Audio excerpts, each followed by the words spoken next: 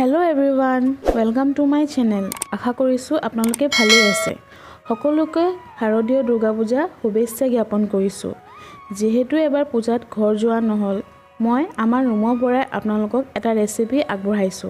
আশা কৰিছো আপোনালোকে আকলিয়াই ল'ব আৰু ভিডিঅ'টো শেষলৈকে চাবলৈ নাপাহৰিব। তেন্তে আহকচোন আজি আমাৰ ভিডিঅ'টো আৰম্ভ কৰোঁ।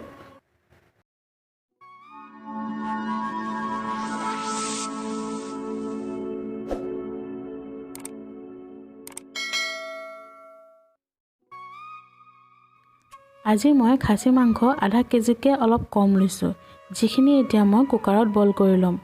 ঘৰত মায়ে খাচী মাংস বনালে প্ৰথমতে মাংসখিনি বইল কৰিয়ে লয়। এতিয়া ইয়াত মই আধা চামুচ নিমখ, এখিলা তেজপাত আৰু লগত দিছোঁ আধা গ্লাছ পানী, যিহেতু বৰ পানী বেছি দিয়াৰ প্ৰয়োজন নহয়। এতিয়া মই কুকাৰৰ ঢাকনখন বন্ধ কৰি মাংসখিনি 5টা চিটি মৰাৰ পিছত গেছটো বন্ধ কৰি দিম। মাংসখিনি বনাবৰ কাৰণে মই লৈছোঁ সৰু বাটিতে পিঁয়াজৰ পেষ্ট, বিলাহী পেষ্ট, 2 চামুচ আদা নহৰু পেষ্ট, 3টা কাটি থোৱা আলু আৰু 4টামান জলকীয়া আৰু লগত লৈছোঁ গোটা মছলা। গোটা মছলাখিনিৰ ভিতৰত হৈছে তেজপাত, শুকান জলকীয়া, লং, ইলাইচি, জালুক আৰু দালচেনি। আপোনালোকে এই উপকৰণকেইটা নিজৰ সোৱাদৰ মতে ল'ব, যিহেতু অলপ কম বেছি হ'ব পাৰে। বইল হোৱা মাংসখিনি মই এটা পাত্ৰত উলিয়াই লৈছোঁ। মাংসখিনি মই 5টা চিটি মাৰি একেবাৰে বইল কৰি ল'লোঁ। এতিয়া মই পেনখন গৰম কৰি তেলখিনি দি দিছোঁ। তেলখিনি অলপ মই সৰহকৈ দিছোঁ। তেলখিনি গৰম হোৱাৰ পিছত মই গোটা মছলাখিনি দি দিছোঁ। মনত ৰাখিব যে গোটা মছলাখিনি দিওঁতে গেছটো ল' ফ্লেমত থ'ব, যিহেতু মছলাখিনি ফুটে আৰু হাই ফ্লেমত থ'লে মছলাখিনি বেছি জ্বলি গ'লে তিতা লাগিব। ভালদৰে লৰাই লোৱাৰ পিছত মই ইয়াত পিঁয়াজৰ পেষ্টখিনি দি দিছোঁ। পিঁয়াজৰ পেষ্টখিনি মই ভালদৰে লৰাই অলপ ৰঙচুৱা হোৱালৈকে সিজাই ল'ম। পিঁয়াজখিনি ভজাৰ পিছত মই ইয়াত আদা নহৰু পেষ্টখিনি দি দিছোঁ। আদা নহৰু পেষ্টখিনি মই কেঁচা গোন্ধ নোযোৱালৈকে ভাজি ল'ম। এইখিনি ভালদৰে লৰাই লৈছোঁ। এতিয়া আদা নহৰু পেষ্টখিনি ভাজি লোৱাৰ পিছত মই ইয়াত বিলাহী পেষ্টখিনি দি দিছোঁ।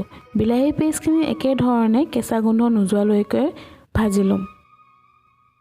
লগতে ইয়াত মই কাটি থোৱা জলকীয়াকেইটা দি দিছোঁ। এতিয়া এইখিনি মই ভালদৰে অলপ দেৰিৰ কাৰণে সিজিব দিম। মাংসৰ মছলাখিনিৰ কাৰণে মই সৰু বাটিতে পানী অলপ দি তাতে 1 চামুচ হালধি, 1 চামুচ জিৰা পাউডাৰ, 1 চামুচ ধনিয়া পাউডাৰ আৰু 1 চামুচ মিট মছলা দি লৈছোঁ। এইখিনি এতিয়া মই ভালদৰে মিক্স কৰি ল'ম। মিশ্ৰণখিনি ভালদৰে সিজি লোৱাৰ পিছত মই ইয়াত মছলা পেষ্টখিনি দি দিছোঁ। এইখিনি এতিয়া মই ভালদৰে লৰাই ল'ম আৰু 2 মিনিটৰ কাৰণে ল' ফ্লেমত সিজিব দিম।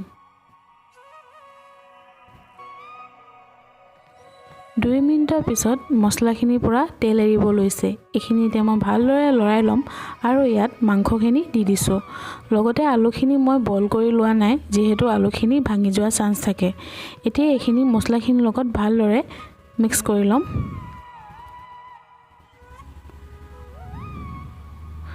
ভালদৰে মিক্স কৰি লোৱাৰ পিছত মই এইখিনি 5 মিনিটৰ কাৰণে ল' ফ্লেমত সিজিব দিম। 5 মিনিটৰ পিছত মাংসখিনিৰ ওপৰত মই আধা চামুচ নিমখ আৰু আধা চামুচ জলকীয়া গুড়ি দি লৈছোঁ। আপোনালোকে আপোনালোকৰ নিজৰ টেষ্টৰ মতে নিমখ আৰু জলকীয়া গুড়িটো দিব পাৰে। এতিয়া এইখিনি ভালদৰে মই লৰাই লৈছোঁ। এতিয়া ইয়াত মই 1.5 চামুচ ফেটি থোৱা দৈখিনিও দি দিছোঁ। এইখিনি এতিয়া মাংসখিনিৰ লগত ভালদৰে মই মিক্স কৰি ল'ম। মিক্স কৰা হোৱাৰ পিছত মই ইয়াত মাংসখিনি বইল কৰোঁতে যিখিনি পানী ওলাইছিলে সেইখিনি পানী ইয়াত দি দিছোঁ। এইখিনি ভালদৰে মই লৰাই লৈ পিনি 10 মিনিটৰ কাৰণে মিডিয়াম ফ্লেমত উতলিব দিম। 10 মিনিট মাংসখিনি সিজোৱাৰ পিছত এইখিনি মই ভালদৰে লৰাই ল'ম আৰু ইয়াতে মই কাজু পেষ্ট দি দিছোঁ। কাজু পেষ্টখিনি মাংসখিনিৰ লগত ভালকৈ লৰাই লৈছোঁ আৰু শেষত মই ইয়াত 1 চামুচ গৰম মছলা আৰু মাংসখিনিৰ ওপৰতে ধনিয়া দি পিনি গেছটো অফ কৰি দিম। মাংসখিনি সিজিবলৈ মোৰ বৰ বেছি সময় নালাগিল, যিহেতু বইল কৰাৰ সময়ত মই মাংসখিনি একেবাৰে সিজাই লৈছিলোঁ। ভেজ পোলাওখিনিৰ কাৰণে মই লৈছোঁ মিহি মিহিকৈ কাটি থোৱা 3টা পিঁয়াজ, কাটি থোৱা বিনছ, গাজৰ, 10টামান কাজু, 2 চামুচ আদা নহৰু পেষ্ট আৰু গোটা মছলা। কুকাৰটো গৰম হোৱাৰ পিছত মই ইয়াত 3 চামুচ ৰিফাইন তেল আৰু 1 চামুচ ঘি দি লৈছোঁ। তেলখিনি গৰম হোৱাৰ পিছত মই ইয়াত গোটা মছলাখিনি দি দিছোঁ। গোটা মছলাখিনি দিওঁতে গেছটো ল' ফ্লেমত থ'ব। এইখিনি এতিয়া মই ভালদৰে লৰাই ল'ম।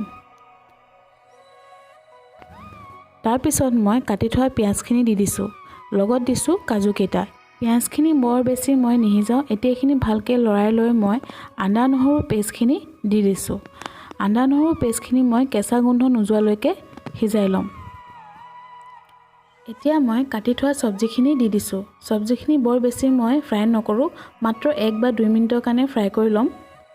আৰু ইয়াত দিছোঁ মই আধা চামুচকৈ কম নিমখ। এইখিনি এতিয়া মই ভালদৰে লৰাই লৈছোঁ। চব্জিখিনি ফ্ৰাই কৰা হোৱাৰ পিছত মই ইয়াত চাউলখিনি দি দিছোঁ।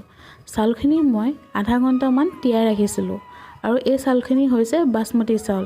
আপোনালোকে যিকোনো চাউল ল'ব পাৰে, কিন্তু বাসমতী চাউল ল'লে চাউলটো অলপ দীঘলীয়া হৈ থকাৰ কাৰণে অলপ ভাল লাগে। এতিয়া এইখিনি মই ভালকৈ লৰাই ল'ম। বৰ বেছি চাউলখিনি লৰাই নাথাকোঁ, যিহেতু ভাঙি যোৱাৰ চান্স থাকে। এতিয়া এইখিনি মই 2 মিনিটৰ কাৰণে ল' ফ্লেমত সিজিব দিম। 2 মিনিটৰ পিছত মই ইয়াত 1.5 গ্লাছ পানী দিম, যিহেতু মই ইয়াত 2 গ্লাছ চাউল লৈছিলোঁ। আৰু লগত দিছোঁ আধা চামুচকৈ কম নিমখ।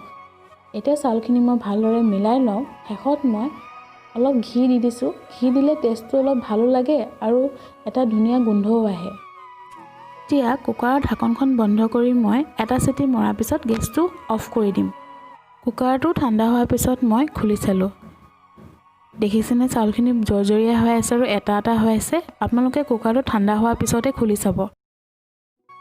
এয়াই আমাৰ পূজাৰ স্পেচিয়েল ছাগলী মাংসৰ ৰেচিপি। লগত আছিলে ভেজিটেবল পোলাও। লগতে মই দৈ দি প্লেইন ৰাইতা বনাই লৈছিলোঁ। আপোনালোকক ভিডিঅ'টো কেনেকুৱা লাগিল কমেণ্ট বক্সত জনাবচোন। আৰু যদি ভাল লাগিল তেন্তে like, share, comment and subscribe কৰিব নাপাহৰিব। লগতে বেল আইকনটো ক্লিক কৰি থ'ব, যাতে মোৰ আহিবলগীয়া ভিডিঅ'বোৰ আপোনালোকে ন'টিফিকেশ্যন পাই থাকে। আৰু যদিহে আপুনি নতুন মোৰ চেনেলটোত, তেন্তে চেনেলটো ছাবস্ক্ৰাইব কৰিব নাপাহৰিব। Thank you and happy Durga Puja to everyone.